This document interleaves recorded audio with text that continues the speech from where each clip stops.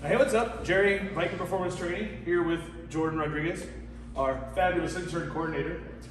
So if you're an intern, you know her. So we're gonna go over now is one of our coaching series videos. This one's on squat. And so the way you set these up is actually in different levels, so to speak, not in terms of performing the squat necessarily, but in coaching it. One huge mistake that a lot of trainers, coaches make is they want to try to teach too many things or correct too many things at once. Like, because they might know the perfect way to squat, all these different ways. They intuitively want to make it better for the person squatting, but the result is if you give them too many things at once, almost nobody can actually make that many changes at once, make them new habits, and really improve long term. And it can be confusing and end up as this much longer waste of time. So what we're looking at here is, like, again, the different steps that we want to focus on. Beginning with simply like newer trainees, how do we make sure that we're doing just a good squat, only focusing on coaching that first, and then once they've reached a certain level of proficiency in the squat, then we'll start looking at some of the more advanced techniques. And in some cases, the advanced techniques may even kind of conflict with some of the earlier techniques, but again, in terms of looking at higher performance, that's actually something that happens throughout. So something that was taught earlier on as a baseline rule may change later to help that athlete or that client find their best actual movement. So starting it off, we basically call it Squat 101, the main things we're looking for. So first is just your overall setup as a whole. So you want to make sure that the bar that we have is set up at a height. You always want the height of the bar to be underneath the shoulders of the lifter so that they can go in and actually get underneath of the bar to lift it up. You see this issue a lot with group training, by the way, especially say in like school weight rooms, where people will get together. For some reason, it's like, I feel like a lot of these shorter athletes have this mentality, like, oh, I can't use my shorter height as like an excuse or something, so I will keep squatting upwards and just calf raise the bar out or something like that. That's a terrible idea. So in group settings, it should always be set to the lowest person squatting. But in one-to-one, so I said we have the bar a little bit underneath the shoulders here. Then to make sure they're putting the bar in the right place, you got basically just use this shelf right here. Okay, we'll go into this a little bit more later, but mainly make sure that it's just actually on this like kind of meatier, more muscly part of the back and not on the neck. Again, new trainees will sometimes put the bar right on their neck. That tends to hit right there on that vertebrae that kind of sticks out on most people. It can actually end up bruising it, creates extra soreness that is not only unnecessary but actually incorrect. So make sure the bar is kind of right on those back and shoulder muscles when they're getting underneath of it. As the coach, make sure they're actually lined up in the middle of the bar. This should be visual if there's marks. And then a couple other things while they're getting lined up. So we have the bar there, is that the feet are underneath the bar. You'll see a lot of people in more advanced trainees will do this too, will maybe get under the bar with their feet back. Like that puts more pressure, that's putting more pressure right here on the low back, which we don't want. Even if the bar is empty, if it's just one of those bad days from the universe full of bad juju, doing it incorrectly like that could end up pulling something in the back or worse. So make sure the feet are underneath. That'll also get your body more ready for it. Then once you have that set up, the bar's in position, go ahead and have them stand up. The stronger they stand with it, the better. And then the step backward, getting set up, should ideally only be a few steps, 2 or 3 steps. You don't really have to think about it, but they should get good and set up. A squat width for almost any athlete starting out should be a little bit wider than shoulder width. Also, again, easy coaching technique is to have these athletes do it with their toes pointed out a little bit. See, Jordan has this little bit of a V set up there with her feet, get a little bit wider than shoulder width. Keeping the back straight, and then from there, you encourage the athlete to make sure they're bracing. You don't have to go too far in explaining a brace early on. Simply a good form of getting a good deep breath, being able to hold it and pressure against the abs, something to create pressure there. And then when squatting, the first movement I'm going to tell the squatter to do is to actually bump their hips back. So while keeping their chest tall, is bump their hips back, kind of unhinge them. If you can do it again for me, Jordan. There you go. And from there, sit back and down. That'll help the feet stay flat on the floor. Get deep enough. Ideally, butt even the knee or hip even a little bit lower than that. But main thing I'm looking at is that the foot stays flat, the back is in control, and then just have them come up good and strong. From that point, now, for how many reps, the feet flat are one of the main things we're looking at. We also want to make sure that the knees are tracking over the toes. We don't want their toes like so actually I'm going to cheat Jordan here and have her face a little bit here. So just do another squat kind of facing the camera, just so you can take a look at the knees and the toes, making sure that they're actually pointed in pretty much that same direction. Again, we want to make sure that we're looking at that. Go ahead that way again.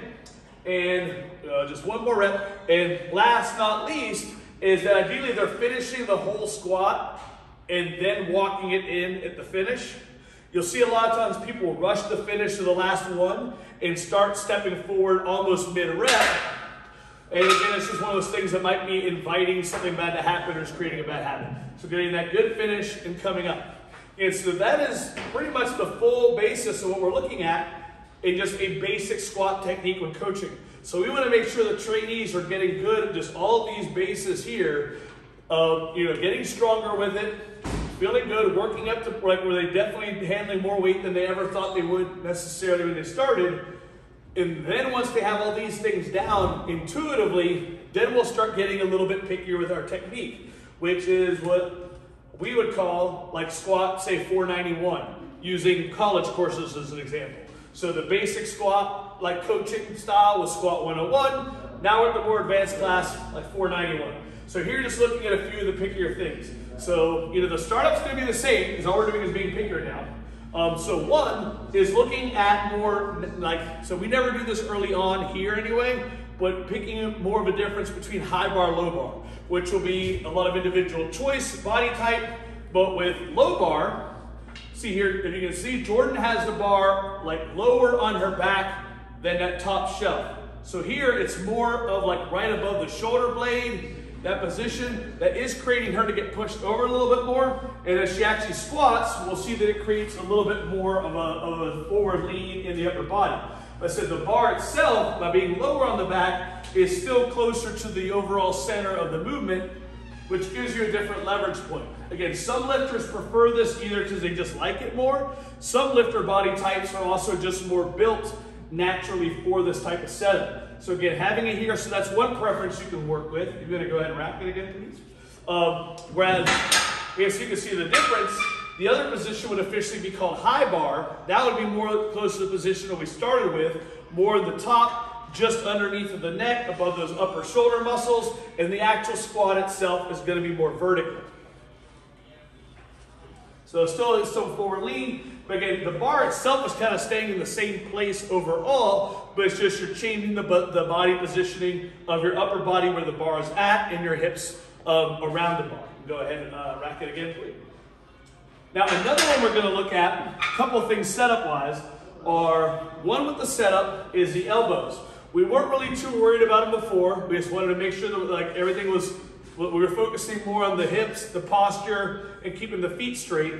But now that the athlete or the lifter has all those things down, we want to also make sure we're actually locking in the elbows. That will help the overall stability of the bar. The more pressure we can create of the bar downward into the grip of the back, then the tighter that will actually be.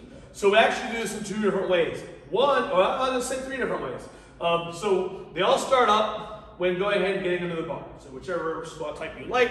So before she even gets started, one is going to be really getting those elbows down, pretty much even with the upper body, and they will actively be kind of pulling down to create more force of the bar into the body, making it more stable.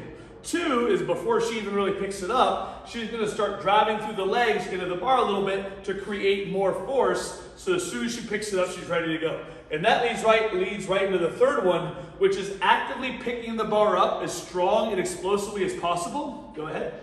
It's like rather than simply picking it up, because the more force the more of your nervous system that you activate from the very beginning, the more of your neuromuscular system you'll have to help you with the rest of the squat activated, so you can actually get more force output and more power output from simply racking the bar, unracking the bar explosively rather than just picking it up. Let's say we got the elbows tight, we got the tension right, come back down some.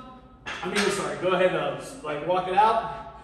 So now looking at some of the other things, one of the next parts we can look at as a coach is what we call like the tripod foot, which is now not only are we worried about keeping the foot flat, but we actually want to think about gripping it, like using the foot to grip into the floor using 3 different points. The heel, the part of the foot directly underneath the pinky, and the ball of the foot directly underneath the big toe. So using that triangle created through the foot, actively kind of having it push, like grip into the floor, will create even more force, again, more stability, helping your squat stay not just more stable, but get actual more force out of the drive. So we have the elbows, we have the position, we have the tension that was built into the bar, we picked it up strongly, and you can also start working on the foot. Again, you wouldn't work on all these things at once, but these are all things you can start adding into the coaching of an athlete as they become a more advanced squatter.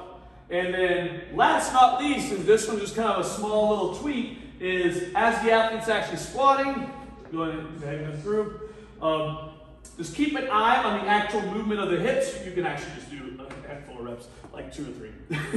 But keep an eye on the motion of the hips. The hips should be driving to get underneath of the bar through as they're standing up as soon as they can, driving it up so that eventually they're standing. So if you see an athlete leaving their hips back too long, make sure you're telling them to drive those hips forward so they can actually like create that wedge effect from the feet through the hips under the bar.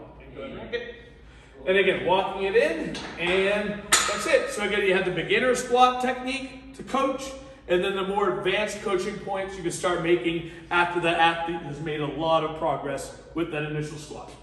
Yeah.